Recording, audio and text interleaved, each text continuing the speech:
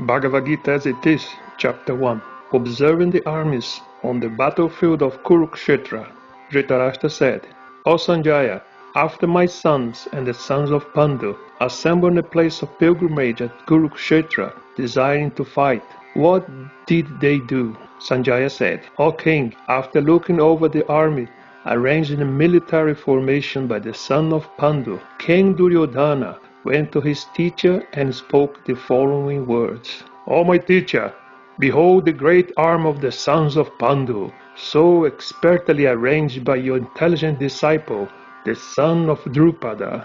Here in this army are many heroic bowmen, equal in fighting to Bhima and Arjuna, great fighters like Yuyudhan, Virata, and Drupad. There is also great heroic powerful fighter like Drishtaketu, Chetkitana, Kasiraj, Purjit, Kunti Bhoja, and Shaibya. There are the mighty Yudamanyu, the very powerful Uttamoja, the son of Subhadra, and the sons of Draupadi. All these warriors are great chariot fighters. But for your information, O best of the Brahmanas, let me tell you about the captains who are especially qualified to lead my military force. There are personalities like you, Bhishma, Karna, Kripa, Aswatham, Vikarna, and the son of Somadatta called Burishwara, who are always victorious in battle. There are many other heroes who are prepared to lay down their lives for my sake. All of them are well equipped with different kinds of weapons and all experienced in military science. Our strength is immeasurable and we are perfectly protected by Grandfather Bhishma, whereas the strength of the Pandavas, carefully protected by Bhima, is limited. All of you must now give full support to Grandfather Bhishma as you stand at your respective strategic points of entrance in this phalanx of the army. Then Bhishma, the great valiant grandsire of the Kuru dynasty, the grandfather of the fighters, blew his conch shell very loudly, make a sound like a roar of a lion, giving Duryodhana joy. After that, the conches, drums, bongos, trumpets, and horns were all suddenly sounded, and the combined sound was tumultuous. On the other side, both Lord Krishna and Arjuna, stationed a great chariot drawn by white horses, sounded their transcendental conch shells. Lord Krishna blew his conch shell called Panchajanya. Arjuna blew his Devadat, and Bhima, the voracious eater and performer of Herculean task, blew his terrific conch shell called Pondra. King Yudhishthira, the son of Kunti, blew his conch shell, the Ananta Vijaya, and Nakula and Sahadeva blew the Sugosha and Manipuspaka. That great archer, the king of Kashi, the great fighter Shikandi, Dristajum, Virata, the unconquerable Satyaki, Drupad, the son of Draupadi, and others. O king, such a mighty army son of Subhadra, all blew their respective conch shells. The blow of these different conch shells became uproarious, vibrating both in the sky and on earth. It shattered the heart of the son of Dhritarashtra. At that time, Arjuna, the son of Pandu, seated in a chariot bearing the flag marked with Hanuman, took up his bow and prepared to shoot his arrows. O king, after look at the sons of Dhritarashtra drawn in military array, Arjuna then spoke to Lord Krishna these words. Arjuna said, O infallible one, please draw my chariot between the two armies, so that I may see those present here who desire to fight and with whom I must contend in this great trial of arms. Let me see those who have come here to fight, wishing to please the evil-minded son of Dhritarashtra. Sanjaya said, O descendant Bharata, having thus been addressed by Arjuna, Lord Krishna drew up to the fine chariot in the midst of the armies of both parties. In the presence of Bhishma, Drona, and all other chieftains of the world, the Lord said, Just behold, Partha, all the Kurus assembled here. There Arjuna could see, within the midst of the armies of both parties, his father, grandfather, teachers, maternal uncles, brothers, sons, grandsons, friends, and also his father-in-law and well-wishers. When the son of Kunti, Arjuna, saw all these different grades of friends and relatives, he became overwhelmed with compassion and spoke thus. Arjuna said, "My dear Krishna, seeing my friends and relatives present before me in such a fighting spirit, I feel the limbs of my body quivering and my mouth drying up. My whole body is trembling. My hair is standing on end. My bow Gandiva is slipping from my hand, and my skin is burning. I am now unable to stand here any longer. I am forgetting myself, and my mind is reeling. I see only causes of misfortune, O Krishna, killer of the Keshi demon. I do not see how any good can come from killing my own kinsmen in this battle, nor can I, my dear Krishna, desire any subsequent victory, kingdom, or happiness. O Govinda, of what avail to us are a kingdom, happiness, or even life itself, when all those for whom we are desire them are now arrayed on this battlefield. O Madhusudana, when teachers, fathers, sons, grandfathers, maternal uncles, father-in-laws, grandsons, brother-in-laws, and other relatives are ready to give up their lives and properties, and are standing before me, why should I wish to kill them, even though they might otherwise kill me, O maintainer of all living entities? I am not prepared to fight with them, even in exchange for the three worlds, let alone this earth. What pleasure we will derive from killing the sons of Dhritarashtra? Sin will overcome us if we slay such aggressors. Therefore, it is not proper for us to kill the sons of Dhritarashtra and our friends. What should we gain, O Krishna, husband of the goddess of fortune? And how could we be happy by killing our own kinsmen? O Janardana, although these men, their heart overtaken by greed, see no fault in killing one's family or quarreling with friends, why should we, who can see the crime is destroying a family, engage in these acts of sin? With the destruction of the dynasty, the eternal family tradition is vanquished, and thus the rest of the family becomes involved in irreligion. When irreligion is prominent in the family, O Krishna, the womb of the family becomes polluted, and from the degradation of womanhood, or the sin of richness, comes unwanted progeny.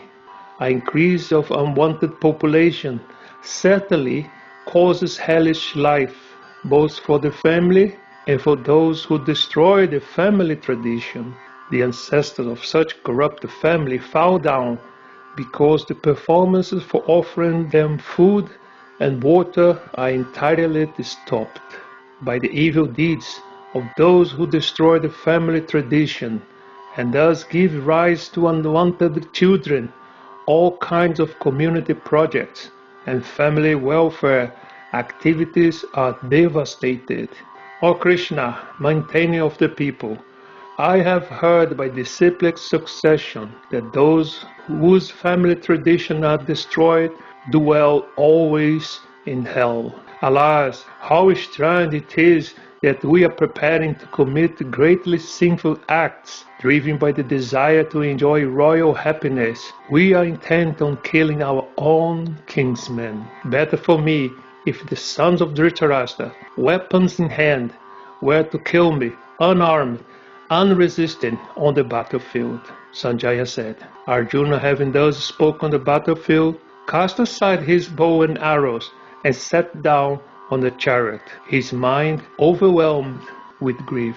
Chapter 2. Contents of the Gita summarized. Sanjaya said, seeing Arjuna full of compassion, his mind depressed, his eyes full of tears, Madhusudana, Krishna, he spoke in the following words. The Supreme Personality of Godhead said, My dear Arjuna, how have these impurities come upon you? They are not at all befitting a man who knows the value of life. They lead not to higher planets, but to infamy. O son of Pritha, do not yield to this degrading potency. It does not become you. Give up such a petty weakness of heart and arise, O chastise of the enemy. Arjuna said, "O killer the enemies, O killer of Madhu, how can I counterattack with arrows in battle men like Bhishma and Drona who are worthy of my worship? It would be better to live in this world by begging than to live at the cost of the lives of great souls who are my teachers. Even though desiring worldly gain, they are superiors. If they are killed, everything we will enjoy will be tainted with blood.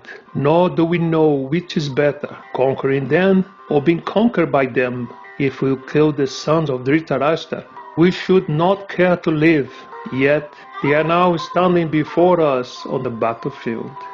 Now I'm confused about my duty, and I have lost all composure because of miserly weakness. In this condition, I'm asking you to tell me for certain what is best for me. Now I am your disciple, and I so surrender unto you. Please instruct me. I can find no means to drive away this grief which is drying up my senses. I will not be able to dispel it, even if I win a prosperous, unrivaled kingdom on earth with sovereignty like the demigods in heaven. Sanjaya said, having spoken thus, Arjuna, chastised of the enemies, told Krishna, Govinda, I shall not fight, and fell silent. O descendant of Bharata, at that time Krishna, smiling in the middle of the bows of army, spoke the following words to the grief-stricken Arjuna. The Supreme Personality of Godhead said, while speaking learned words, you are mourning for what is not worthy of grief. Those who are wise lament neither for the living nor for the dead. Never was there a time when I did not exist, nor you, nor all these kings, nor in the future shall any of us cease to be. As the embodied soul continues pass in this body from boyhood to youth to old age, the soul similarly passes into another body at death. A sober person is not bewildered by such a change. O son of Kunti, the non-permanent appearance of happiness and distress, and their disappearance in due course, are like the appearance and disappearance of winter and summer season. They arise from sense perception, O scion of Bharata, and one must learn to tolerate them without being disturbed. O best among men, Arjuna, the person who is not disturbed by happiness and distress, and is steady and both certainly eligible for liberation. Those who are serious of the truth have concluded that of the non-existent, the material body, there is no endurance, and of the eternal, the soul, there is no change. This they have concluded by studying the nature of both. That which pervaded the entire body you should know to be indestructible. No one is able to destroy that imperishable soul. The material body of the indestructible, immeasurable, and eternal living entity is sure to come to an end. Therefore, fight, O descendant of Bharata. Neither he who thinks the living entity the slayer, nor he who thinks it is slain. It is knowledge, for the self is slain, not nor is slain. For the soul there is neither birth nor death at any time. He has come, he has not come into being, does not come into being, and will not come into being. He is unborn, eternal, ever-existing, and primeval. He is not slain when this body is slain. O Partha, how can a person who knows that the soul is indestructible, eternal, unborn, and immutable kill anyone or cause anyone to kill? A person puts on new garment, giving up older ones. The soul similarly accepts new material bodies, giving up the old and useless one. The soul can never be cut to pieces by any weapon, not burned by fire, nor moistened by water, not withered by the wind. The individual soul is unbreakable and insoluble, and can be neither burned nor dried. He is everlasting, present, everywhere, unchangeable, unmovable, and eternally the same. It is said that the soul is invisible, inconceivable, and immutable. Knowing this, you should not grieve for the body. If, however, you think that the soul or the symptoms of life will always be born and die forever, you still have no reason to lament or might armed. One who has taken his birth is sure to die, and after death, one is sure to take birth again. Therefore, in the unavoidable discharge of your duty, you should not lament. All created beings are unmanifested in their beginning, manifest in their entering state, and unmanifest again when annihilated. So, what need is there for lamentation? Some look on the soul as amazing, some describe him as amazing, and some hear of him as amazing, while others, even after hearing about him, cannot understand him at all. O descendant of Bharata, he who dwells in the body can never be slain. Therefore you need not grieve for any living being. Considering your specific duty as Kshatriya, you should know that there is no better engagement for you than fighting on religious principles, so there is no need for hesitation. O Partha, happy are the Kshatriyas to whom such fighting opportunity come unsought, opening for them the doors of the heavenly planets. If, however, you do not perform your religious duty of fighting, then you will certainly incur sins for neglecting your duties, and thus lose your reputation as a fighter. People will always speak of your infamy, and for a respectable person, dishonor is worse than death. The great generals who have highly esteemed your name and fame will think that you have left the battlefield out of fear only, and thus they will consider you insignificant. Your enemies will describe you in many unkind words and scorn your ability. What could be more painful for you, O son of Kunti? Either you will be killed on the battlefield and attain the heavenly planets, or you will conquer and enjoy the earthly kingdom. Therefore, get up with determination and fight.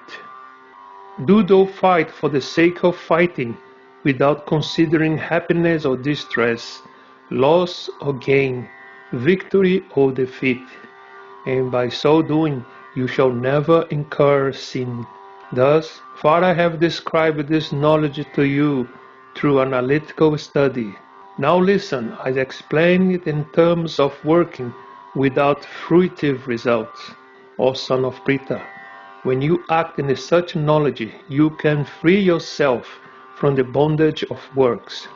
In this endeavor there is no loss or diminution, and a little advancement on this path can protect one from the most dangerous type of fear.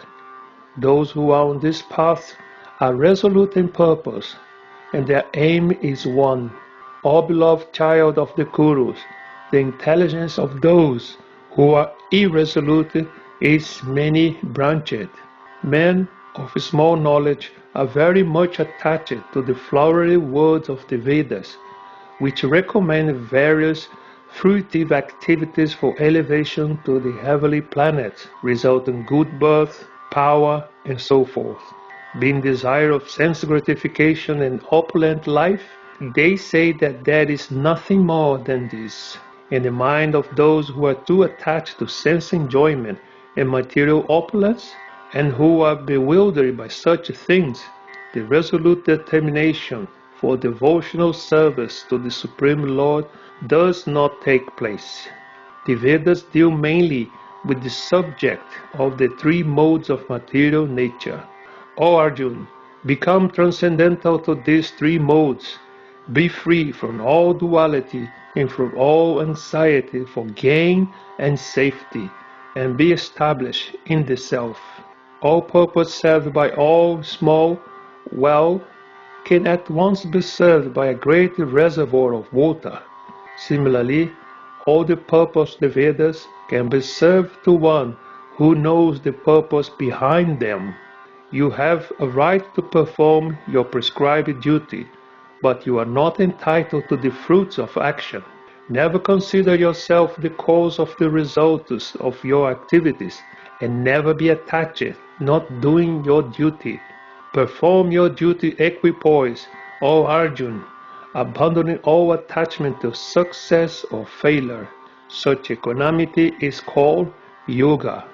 O Dhananjaya, keep all abominable activities far distanced by devotional service, and in the consciousness surrender unto the Lord. Those who want to enjoy the fruits of their work are misers. A man engaged in devotional service rids himself of both good and bad reaction, even in this life. Therefore, strive for yoga, which is the art of all work. By thus engaging in devotional service to the Lord, great sages or devotees free themselves from the results of work in the material world. In this way, they become free from all the cycle of birth and death and attain the state beyond all misery by going back to Godhead. When your intelligence has passed out of the dense forest of disillusion, you shall become indifferent to all that has been heard and all that is to be heard. When your mind is no longer disturbed by the flowery language of the Vedas, and when it remains fixed in the trance of self-realization, then you will have attained the divine consciousness. Arjuna said, O Krishna, what are the symptoms of one whose consciousness is thus merged in transcendence? How does he speak? What is his language? How does he sit? And how does he walk? The Supreme Personality of Godhead said, O Partha, when a man gives up all variety of desire for sense gratification, which arise from mental concoction, and when his mind thus purified finds satisfaction in the self alone, then he is said to be in pure transcendental consciousness. One who is not disturbed in mind, even amidst the threefold miseries, or elated when there is happiness, and who is free from attachment, fear, and anger, is called a sage of steady mind. In the material world, one who is unaffected by whatever good or evil he may obtain, neither praising nor despising it, is firmly fixed in perfect knowledge. One who is able to withdraw his senses from the sense object, as the tortoise draws its limbs within the shell, it is firmly fixed in perfect consciousness. Though the embodied soul may be restricted from sense enjoyment, the taste for sense objects remains, but ceasing such engagement by experiencing a higher taste, he is fixed in consciousness. The senses are so strong and impetuous, O Arjuna, that they forcibly carry away the mind even of a man of discrimination, who is endeavoring to control them. One who restrains his sense, keeping them under full control, and fixes his consciousness upon me, is known as a man of steady intelligence. While contemplating the object of the sense, a person develops attachment for them, and from such attachment lust develops, and from lust anger arises. From anger complete disillusion arises, and from disillusion bewilderment of memory. When memory is bewildered, intelligence is lost, and when intelligence is lost, one falls down again into the material pool. But a person free from all attachment and aversion, and able to control his sense through regulative principles of freedom, can obtain the complete mercy of the Lord. For one thus satisfied in Krishna consciousness, the threefold miseries of material existence exist no longer. In such satisfied consciousness, One's intelligence is soon well established. One who is not connected with the Supreme in Krishna consciousness can have neither transcendental intelligence nor a steady mind, without which there is no possibility of peace. And how can there be any happiness without peace? As a strong wind sweeps away the boat on the water, even one of the roaming sands on which the mind focuses can carry away a man's intelligence. Therefore, Almighty Armed, one whose senses are restrained from the objects, is certainly of steady intelligence. What is night for all being is the time of awakening for the self-control, and the time of awakening for all beings is night for the introspective sage. A person who is not disturbed by the incessant flow of desires that enters like rivers into the ocean, which is ever being filled but is always still, can alone achieve peace, and not that man who strives to satisfy such desires. A person who gives up all desire for sense gratification, who lives free from desires, who has given up all sense of proprietorship and is devoid of false ego, he alone can attain real peace. That is the way of the spiritual and godly life. After attaining, such a man is not bewildered. If one is thus situated, even at the hour of death, one can enter into the kingdom of God.